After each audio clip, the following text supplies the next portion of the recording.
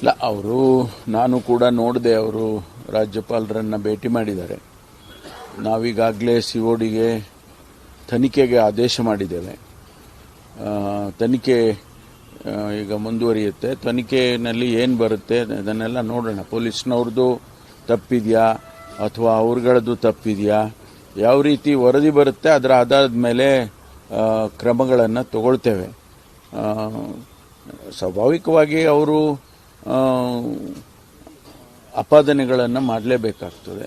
ಅವರು ಹೇಳ್ಕೊಳ್ತಾರೆ, ಈ ರೀತಿ ಆಗಿದೆ ಆ ರೀತಿ ಆಗಿದೆ ಅನ್ನೋದನ್ನು ಅವರು ಫಸ್ಟ್ ಹ್ಯಾಂಡ್ ಇನ್ಫಾರ್ಮೇಷನ್ ಅವ್ರು ಹೇಳ್ಕೊಳ್ತಾರೆ. ಅದು ಸರಿ ತಪ್ಪು ಅನ್ನೋದನ್ನು ತನಿಖೆನಲ್ಲಿ ಗೊತ್ತಾಗುತ್ತೆ. ಅದರಲ್ಲಿ ಆ ತನಿಖೆ ಆಧರಿಸಿ ಮುಂದಿನ ಕ್ರಮ ತಗೊಳ್ಳೋಕ್ಕಾಗುತ್ತೆ. ಈಗಾಗಲೇ ಸರ್ಕಾರದಲ್ಲಿ ನಾವು ಮೊದಲೇ ತೀರ್ಮಾನ ಮಾಡಿತ್ತು. ಅದಕ್ಕೆ ನಿನ್ನೆ ದಿವಸ ಆದೇಶವನ್ನು ಕೊಟ್ಟಿದ್ದಾರೆ, ಆದೇಶ ಹೊರಡಿಸಿದ್ದೇವೆ. ಅಪೀಲ್ ಹೋಗ್ತಾರೆ. SLP ಸುಪ್ರೀಂ ಕೋರ್ಟ್ನಲ್ಲಿ ಫೈಲ್ ಮಾಡ್ತಾರೆ. ಈಗ ಮುಂದಿನ ಜನವರಿ 3ರವರೆಗೂ ಬಿಜೆಪಿ ಅವರು ಡೆಡ್ ಲೈನ್ ಕೊಟ್ಟಿದ್ದಾರೆ ಸರ್. ಸಿಬಿಐ ವಹಿಸಬೇಕು, ಹಿಂದೆ ಇದ್ರೆ ನಾವು ಮನೆ ಮುಖ್ಯ. ನೋಡಿ, ಈಗಾಗಲೇ ಪ್ರಿಯಾಂಕ ಖರ್ಗೆ ಅವರೇ ಕ್ಲಾರಿಫೈ ಮಾಡಿದ್ದಾರೆ, ನನ್ನದು ಏನೂ ಪಾತ್ರ ಇಲ್ಲ, ನನಗೂ ಅದಕ್ಕೂ ಸಂಬಂಧವಿಲ್ಲ. ಆ ರೀತಿ ಅವರು ಈಗಾಗಲೇ ಕ್ಲಾರಿಫಿಕೇಶನ್ ಕೊಟ್ಟಿದ್ದಾರೆ. ಮತ್ತು ಡೆತ್ ನೋಟಲ್ಲಿ ಕೂಡ ಅವರ ಹೆಸರಿಲ್ಲ ಅಂತ ಕೂಡ ಹೇಳಿದ್ದಾರೆ. ಇದೆಲ್ಲ ಹೇಳಿದ ಮೇಲೂ ಕೂಡ ಅವರನ್ನೇ ನೇರವಾಗಿ ಸಿಕ್ಕಾಕ್ಸೋದಕ್ಕೆ ಪ್ರಯತ್ನ ಬಿಜೆಪಿಯವರು ಮಾಡ್ತಿದ್ದಾರೆ. ಯಾವ ಆಧಾರದ, ಏನಾದ್ರು ಒಂದು ಆಧಾರ ಇರಬೇಕಲ್ಲ, ಯಾವ ಆಧಾರದ ಮೇಲೆ ಅದನ್ನು ಮಾಡೋದಕ್ಕೆ ಸಾಧ್ಯ ಹೇಳಿ? ಏನಾದರೂ ಪ್ರೂಫ್ ಇದ್ದರೆ ನೇರವಾಗಿ ಪ್ರಿಯಾಂಕ್ ಖರ್ಗೆ ಅವರು ಇದರಲ್ಲಿ ಭಾಗಿಯಾಗಿದ್ದಾರೆ ಅನ್ನೋದೇನಾದರೂ ಪ್ರೂಫ್ ಇದ್ದರೆ ನಮಗೂ ಅರ್ಥ ಆಗುತ್ತೆ. ಆದರೆ ಯಾವುದೇ ರೀತಿಯ ಪುರಾವೆಗಳಿಲ್ಲದೆ ಸುಮ್ಮನೆ ಒಬ್ಬ ವ್ಯಕ್ತಿ ಮೇಲೆ ಆಪಾದನೆ ಮಾಡೋದು, ದೂಷಣೆ ಮಾಡೋದು, ಅದು ಅಷ್ಟೊಂದು ಸಮಂಜಸ ಕಾಣೋದಿಲ್ಲ. ಭಾರತೀಯ ಜನತಾ ಪಾರ್ಟಿ ಒಂದು ನ್ಯಾಷನಲ್ ಪಾರ್ಟಿ. ಅವರು ಕೂಡ ಈ ರೀತಿ ಈ ಮಟ್ಟಕ್ಕೆ ಇಳಿಬಾರ್ದು.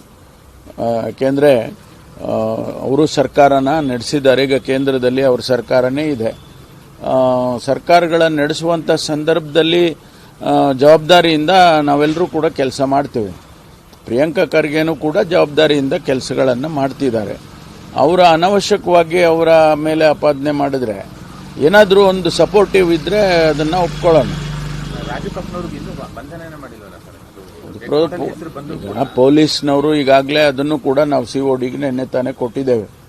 ಯಾಕೆಂದರೆ ಇದು ಸುಮ್ಮನೆ ಅನವಶ್ಯಕವಾದಂಥ ಆಪಾದನೆಗಳನ್ನು ಮಾಡೋದು ಸರಿ ಕಾಣಿಸಲ್ಲ. ಸಿಒಡಿ ಎನ್ಕ್ವೈರಿ ಆಗಲಿ, ಅದರಲ್ಲಿ ಗೊತ್ತಾಗುತ್ತಲ್ಲ, ನಿಜಾಂಶ ಗೊತ್ತಾಗುತ್ತೆ. ನಾನೇನು ಹೇಳಕ್ಕೆ ಹೋಗೋದಿಲ್ಲ, ಯಾಕೆಂದರೆ ಈಗ ಅದರ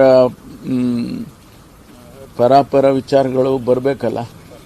ಅದು ಗೊತ್ತಾದ ಮೇಲೆ ಅದನ್ನು ಹೇಳೋಣ. ಹಣದ ವಿಚಾರ ಇತ್ತ, ಅವರು ಬೇರೆ ಬೇರೆ ಏನೇನೋ ಹೇಳ್ತಿದ್ದಾರಲ್ಲ, ಅವರು ಕೇಳ್ತೇವೆ ನಾವು ಕೂಡ. ಅದೆಲ್ಲ ನಾವು ಎನ್ಕ್ವೈರಿನಲ್ಲಿ ಬರೋವರೆಗೂ ನಾವೇನು ಹೇಳೋಕ್ಕಾಗಲ್ಲ.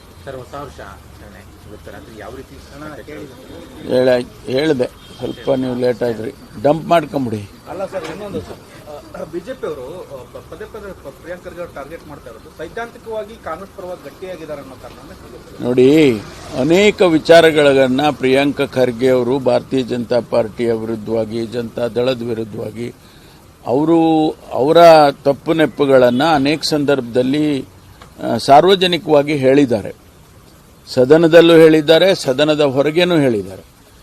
ಅದು ಸ್ವಾಭಾವಿಕವಾಗಿ ಬಿಜೆಪಿಯವರಿಗೆ, ಜನತಾ ದಳದವರಿಗೆ ಅದು ಹಿಡಿಸೋದಿಲ್ಲ. ಹಾಗಾಗಿ ಅವ್ರ ಮೇಲೆ ಒಂದು ರೀತಿಯಲ್ಲಿ ಟಾರ್ಗೆಟ್ ಮಾಡ್ತಿದ್ದಾರೆ ಅಂತ ನನಗೂ ಕೂಡ ಅನಿಸುತ್ತೆ.